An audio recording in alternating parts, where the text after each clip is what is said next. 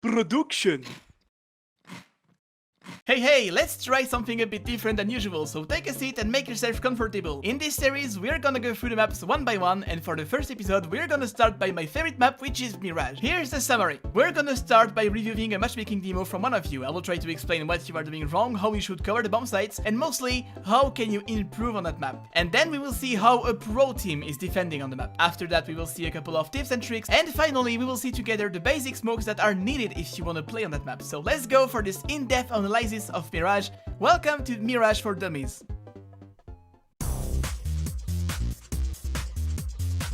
So for the first episode, I chose to review a friend of mine who actually started the game because he was watching my videos, and I'm super proud of that. Use code Jeff for a discount! He's a Gold Diva 2, which is here and includes around 50% of the players right now. Now remember, I'm gonna point out what he's doing wrong and what he should do instead. It doesn't mean that I'm blaming him for having a lower rank at all. I'm just using him as an example to support my words. So Christine Butin, because that's somehow the name he chose, I didn't say he was smart. He's gonna start city and he chose to defend the bomb site A. And by watching him right now, I can already say that he doesn't know where to stand. He's standing on spots where he's exposed from palace and ramp at the same time, which is something really bad, especially for a gun round. One of the most basic setups to hold A will be that the guy stands on site and watches ramp, while the other one is jungle and watches palace. That way you have a crossfire that you can only do if there's someone middle who prevents the rush connector. In that case, the guy jungle went in connector to help the guy middle. The problem is that Christine stayed on site and he was exposed from ramp and palace at the same time. If you're the only one holding a bomb site, your goal is not to face the T's. Your only goal is to buy time if you see one of them, so you can call your teammates and they will come to help you. In that case, you should have stayed behind the triple box and shoulder peek left to right just to take informations. For example, right now, what would you do if there's a guy coming ramp and palace at the same time? And what would you do if they flashed before? You will be in a very bad position. But Christine will have his first duel, and this round is a great example for bad communication. Remember boys, communication is the key. Right now, the only thing that Christine knows is that there's a guy out of palace and no one out of ramp. He knows that. He didn't see anyone. And that's a call he should have made before, because since he didn't do it, all his teammates went back to A, and in the meantime the T's went on the other side. Christine is throwing a smoke repeatedly on ramp to prevent a rush. That's a great reflex, but a nade would also work, and that would save a smoke for later, which is important. But the way he throws it is dangerous. He's in the middle of the site, and if the T's would have flashed, he'd get caught off guard with a smoke in his hands. And there's also the fact that he failed it a couple of times, and the T's went through very easily. So Christine, if you are the one holding a ramp and your teammate is jungle or stairs watching palace, you have different options. You are mostly hiding behind triple box, and the T's noticed it. They even started to nade triple box because they knew. It is very crucial to change your position, because as a city this is one of your best advantage. The T's have to come for you, they have to find you. They won't know where to look at, but only if you change the way you defend the bomb sites. So if you want to play up, here's your options. You can stay city spawn behind the box, you can jump on that box as well, and you can also jump on the ticket. And that way, if there's a smoke ramp, you can help connector and maybe short. Staying triple box with an AWP is risky. If you miss your shots, you will get naded to hell, and if you try to escape, you will get caught off guard. But now here's what you should not do in not any circumstances. Don't stay behind that box. Besides the fact that you won't be able to avoid the flashes, you will only see their heads, you can get pushed from palace at any time. It's a death spot. Don't stay here if you have an AWP. Since I'm the one bringing solutions, here's your options if you have an M4. With an M4, you are way more reactive. You can flash and peek, and you can do many things. So you can stay, for example, triple box and switch in between ramp and palace. You can wait on that line for the T's to push and get back to your cover really quick. Throw a nade that will destroy the enemies and then peek on the right side, or left as you want. You can also play close shadow under palace and flash your way out. This is very efficient. If there's a smoke palace, you can get up and switch in between the levels. This will trick your enemies, and if you're quick enough, you can surprise them. Back to Christine, who managed to kill someone and grab his AWP. At this point, what is he supposed to know? By watching at his minimap, here's what he should know. The bomb is dropped palace and two of his teammates are holding it. No one can come from there. His teammate is city spawn watching at the gap for jungle, which means he can only tell if there's a T coming jungle from window.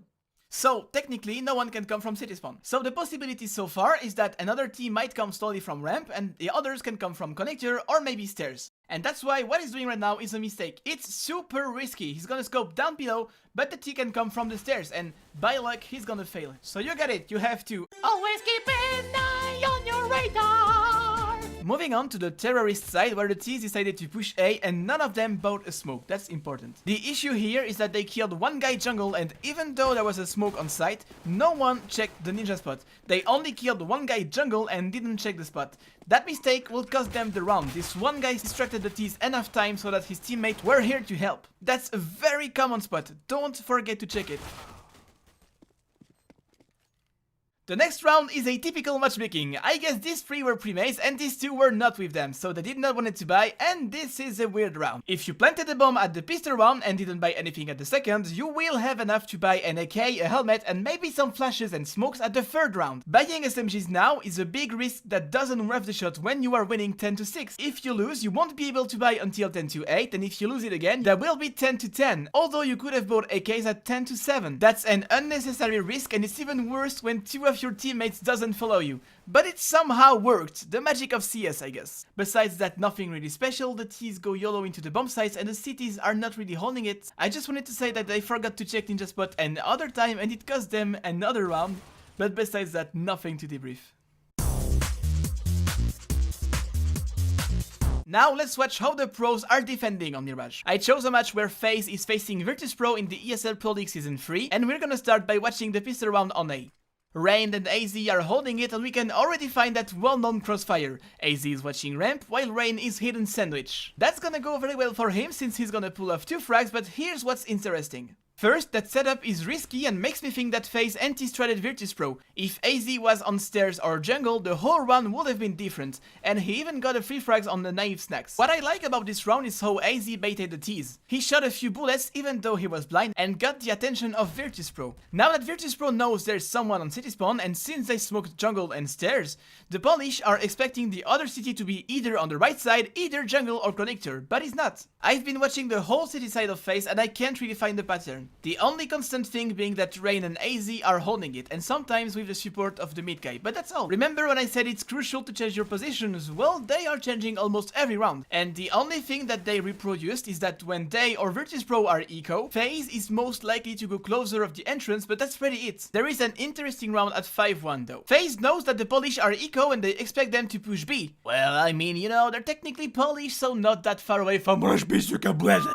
So FaZe are stacking at 3 on B and Michael will push short. He probably heard Bialy and Neo running underpass and gave the alert. Now AZ is expecting them to come underpass and he's focused in his connector. Rain is alone on A and there's 3 players from Virtus Pro in Palace. He did hear a step in Palace, but he chose to ignore it for a few seconds in case a terrorist would come out of ramp. His choice will be to focus ramp until the very last second when he has no choice but turn around and deal with the guys from Palace. The only mechanism that I've decrypted is about mid control. When Fox has it, his teammates stay focused on their own bomb site, he doesn't exist. But when he loses it, he triggers a mechanism where the players from short and support A have to help him. In that case, a smoke will block his vision and he can't secure middle anymore. Immediately, Michael will smoke B apartments for his teammates and he will aggro short. On A, AZ will nade ramp and he will go connector. Since they can't retake mid control, he knows that the situation is gonna stay, so he smokes Palace and will focus on the connector from now on. In the meantime, Fox cannot do anything middle, so he's trying to help on A. Moving on to the pistol round of Virtus Pro. I'm not sure if it's a bet or an anti-strat, but it looks like the Polish guys thought FaZe would go on A. Bialy, Taz and Neo are in such positions that each one of them has a chance to have a free trade kill. For example, if a T come out of ramp, he will see Neo, and if he pushes, Bialy is in the perfect spot.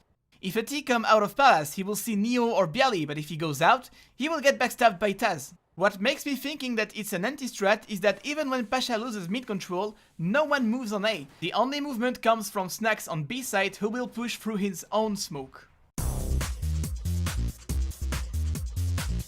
I'm definitely not used to play the guitar and sing in the meantime, but I tried something for you guys, here we go. You don't need to jump here on Mirage, follow this path if you want to push A Palace faster. Jump in ladder room if you're in the window, and jump into window that way. And it's a bit harder from the other side, but it's a good move if you want a surprise. And you can jump on that box and also from the other side and see through that gap if there's a guy in jungle. You can jump in here and shoot at someone Tetris, you can jump triple box on your own. Just do it from that corner. Hide in this corner in Palace so you can surprise if you jump on that ladder, you still feel accurate. Jump over the fence if you need to go Palace and you can jump on that trash can. Okay, that's maybe not the best.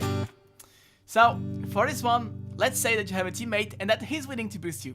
You can boost it on side and try to ninja defuse. Boost on the bench so you can see through the windows. Also on this box so you can surprise the off main and triple box on A side as well. But wait, because if you pick middle you can jump on that wooden thing, and if you boost here you will have a great visual to wallbang the apps you shoot in between that zone, and you can buy my album for only 3.99 euros. Oh come on mate, a mate's gotta eat. It's not gonna turn you in some kind of superhero, but sometimes just one frag can change the issue of a whole round. Stuck at city spawn and the smoke blocks you, go to the right side and spray here for tickets. If the T is plenty standard, you have great chances to hit him. You can wallbang here pretty easily, and since the T's like to plant in the middle, you just have to spray in the middle. In the middle of a fight with a guy standing Tetris, well you can spray through that. If there's a guy middle hiding on the right side of the window, don't wallbang on the edge, he's probably hiding on the corner on the right side, so you should aim on that white pillar and you have great chances to hit him. It's also good to know that you can shoot through the bench and that you can shoot through the floor in Palace.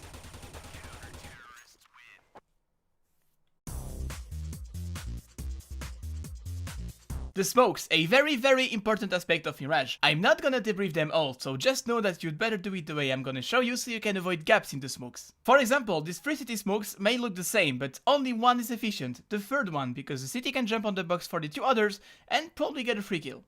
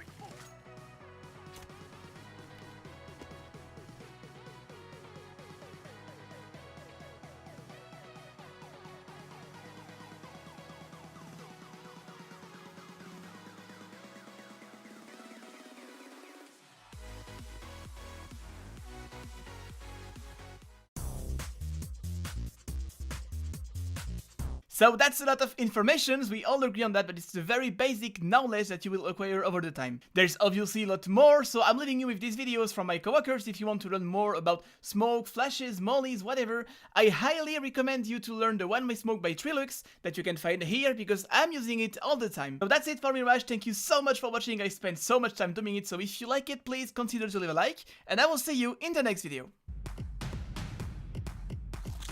How do I know that it has the bomb? The answer is in my face, so look at my face. Besides the fact that I have clearly a problem with my hair and my beard, you can see that I'm looking at the radar, which is really important. Always keep an eye on your radar. In this case, it provides the information that the bomb is jungle.